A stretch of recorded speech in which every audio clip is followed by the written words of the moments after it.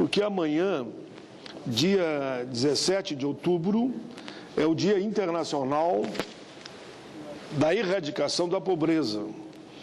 Em 17 de outubro, se celebra todos os anos, no mundo, o Dia Internacional de Combate à Pobreza, o que foi estabelecido pela Assembleia Geral da ONU, com o objetivo de promover a conscientização em torno da necessidade de se erradicar a pobreza.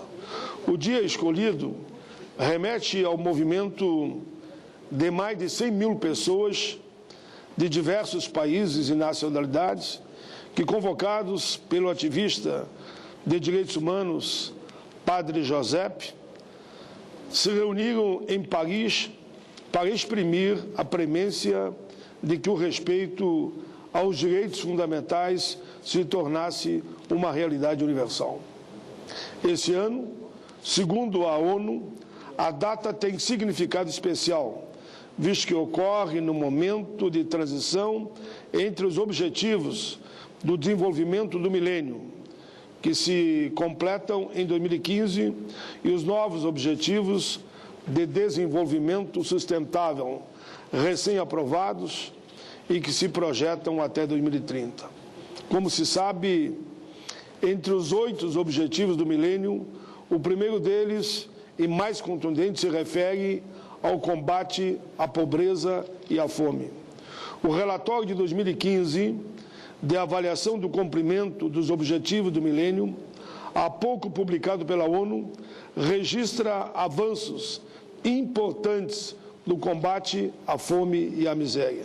Segundo o texto, a extrema pobreza teria recuado nas últimas 2 décadas, já que em 1990, quase metade da população dos países em desenvolvimento vivia com menos que 1,25 dólares por dia, enquanto que em 2015 essa proporção teria caído para 14%. Em termos globais, no mesmo período, ou seja, de 1990 a 2015, o número de pessoas vivendo em extrema pobreza teria recuado 1,9 bilhão para 866 milhões de pessoas. Entretanto, como a própria ONU reconhece, apesar do objetivo de reduzir pela metade a proporção de pessoas vivendo na extrema pobreza, claro, se atingiu em parte, não se pode desconsiderar o fato de que, para quase 1 bilhão de pessoas, a situação permaneceu inalterada. De fato, os dados divulgados pela ONU revelam que a cada 8 indivíduos, pelo menos um não tem acesso regular às quantidades suficientes de alimento para suprir suas necessidades diárias. Além disso, mais de 100 milhões de crianças continuam em estado de desnutrição, enquanto 165 milhões são raquíticas.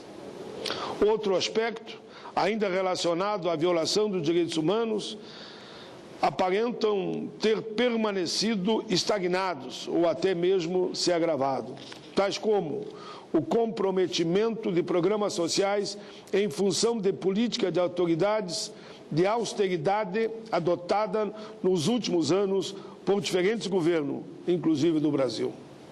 A renitência da desigualdade de gênero e a instabilidade provocada pelas guerras e conflitos armados no mundo têm contribuído muito para que a miséria permaneça.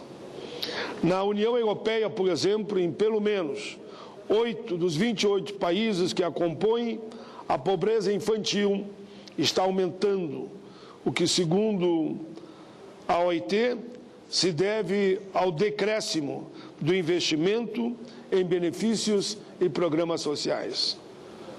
Isto começou a acontecer no Brasil, ocasionado pela adoção de políticas de austeridade ou do chamado ajuste fiscal.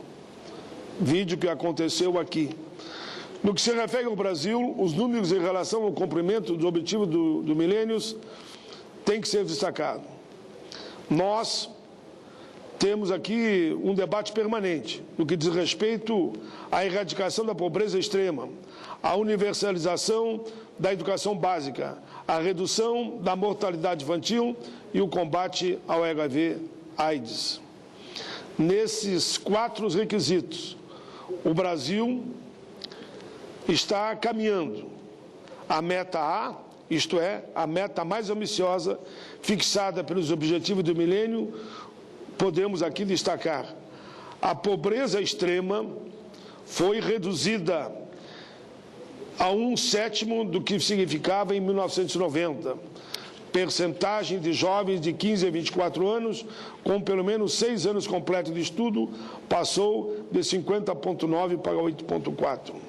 As mortes de crianças com menos de 1 ano de idade passaram de 47,1 para 15,3 óbitos por 1.000 nascidos vivos, superando a meta de 15,7 óbitos que havia sido estimado em 2015. Enfim, hoje, ao celebrar o dia 17 de outubro, em algumas áreas avançamos, em outras estamos recuando. Meu receio é de que, à guisa da recente febre de ajustes fiscais, possam recuar dos objetivos. Mais do que isso, precisamos continuar avançando, pois, do contrário, em 2030, ao se fazer análise de evolução dos objetivos de desenvolvimento sustentável, o Brasil não só não apareça como sujeito de nenhuma de suas metas, mas também decepcione em relação aos resultados de 2015. Temos, portanto, que agir com prudência, evitar retrocesso na agenda social, como aqui alertou o senador Racine Gás, e, ao mesmo tempo, ousar para que o Brasil volte a crescer, para que o mundo possa apontar um futuro desprovido de fome e